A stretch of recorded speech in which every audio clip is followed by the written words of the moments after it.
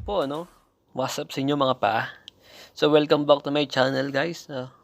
So, for today's video is papakita ko lang kung paano malaman kung magkano ang sinasahod ng isang YouTuber. Ito ay ibase na lang natin sa Team Payaman. So, yung Team Payaman, binubuo nila Kong tsaka ng kanyang mga kaibigan. So, hindi natin papatagalin to. Papakita na natin kung paano malalaman kung magkano ang sinasahod ng isang YouTuber. So, umpisahan muna natin sa Google Chrome.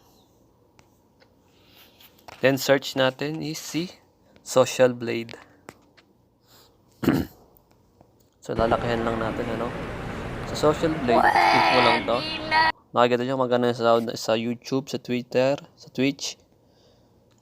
Kagaya yan, analysis rate easy. So, dito i-search lang natin kung umpisahan muna natin kay Boss Keng. Yan, Boss Keng, search nyo. Ito yung channel niya, lalabas siya dito. Yan. Ito, makikita nyo siya dito sa may left side. Magkano nga ba ang kinikita ni Boss Keng?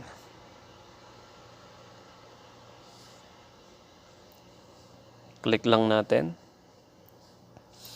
So, makikita nyo si Boss Keng is nagra-round up ng estimated ng $923 to $14.8K dollars. So, ang laki, di ba?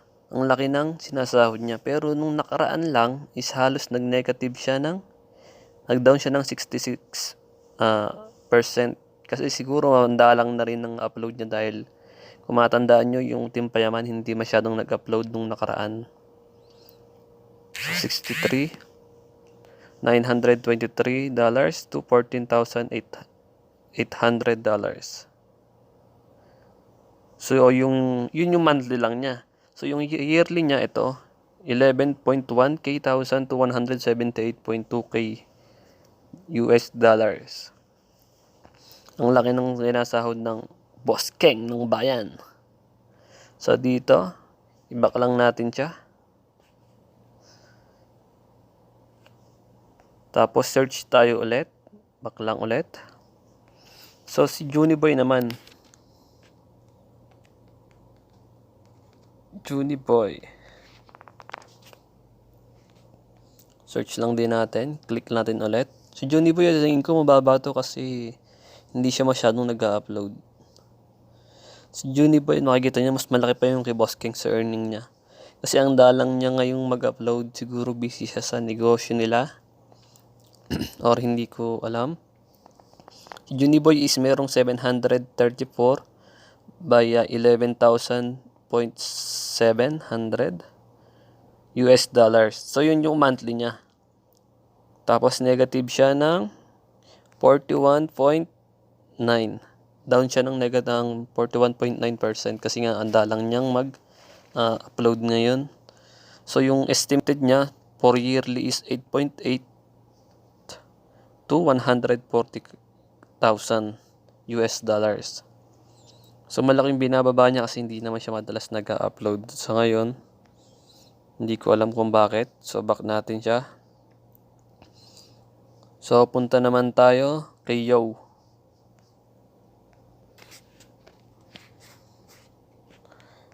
Si Yo. I-click lang din natin siya.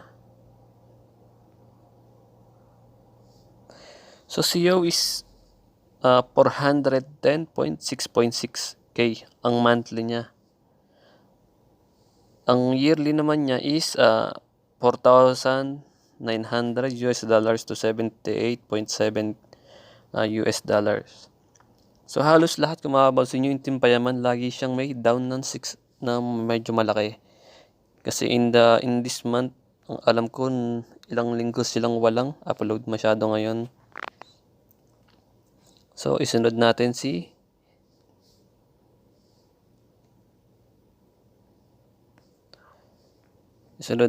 Josh Pint, ang editor dati ni Kong.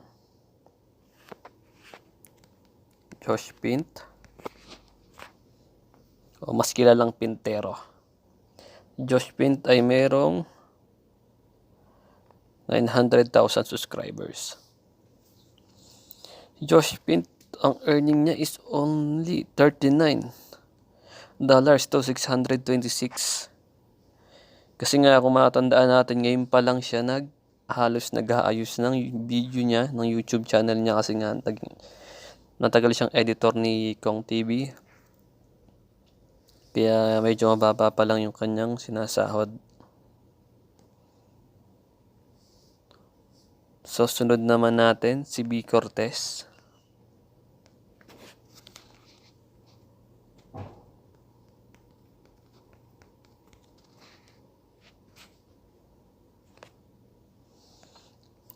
Ayan, click lang natin siya ulit.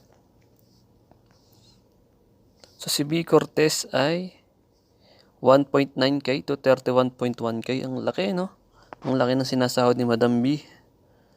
Kasi kung matandaan nyo, si Madam B halos araw-araw dati nag-upload dyan. Medyo naging busy lang kasi marami silang business na pinapatayo sa ngayon. Kaya ang laki ng sinasahod niya sa YouTube. At meron na siyang ilang subscribers, 4.7 subscribers na si Madam B. So ito na nga, sa mga inaabangan natin. Magkano nga ba ang sinasahod ng isang Kong TV? So yun lang muna yung anuhin natin. Last muna natin tong si Kong TV. Susunod, yung iba sa susunod nating video. Si Kong TV ay meron ng 8,190,000 subscribers. So click natin Kong TV. Si Kong TV is merong 6.6 to 105k a month only. Monthly lang to, monthly guys. Pero ito hindi naman to talaga lahat ng nakikita nyo dito sa social blade is hindi naman totally yun talaga yung nakukuha niyang earning, kasi kumbaga estimated lang naman kung makikita nyo sa nakasulat, estimated. So pwedeng mas mababa siya or pwedeng mas malaki pa siya. Si Kong TV sumasahod ng 6,600 US dollars to 105,000 US dollars in a month. Sa estimate lang yun. Tapos, ang yearly income niya is 79,000 to 1.3 million. Talagang milyonaryo na si Kong TV. No? So, check nga natin tayo. So, ito yung isa sa mga gusto kong ma-check kasi isa to sa pinakamalaking vlogger ngayon sa Pilipinas. Hindi siya kasama sa Team Payaman pero siya yung pinakamaraing. Yan, si Rapid Tulfo in action. Meron siyang ilang subscribers? 20 million subscribers. Boom! Tingnan nyo.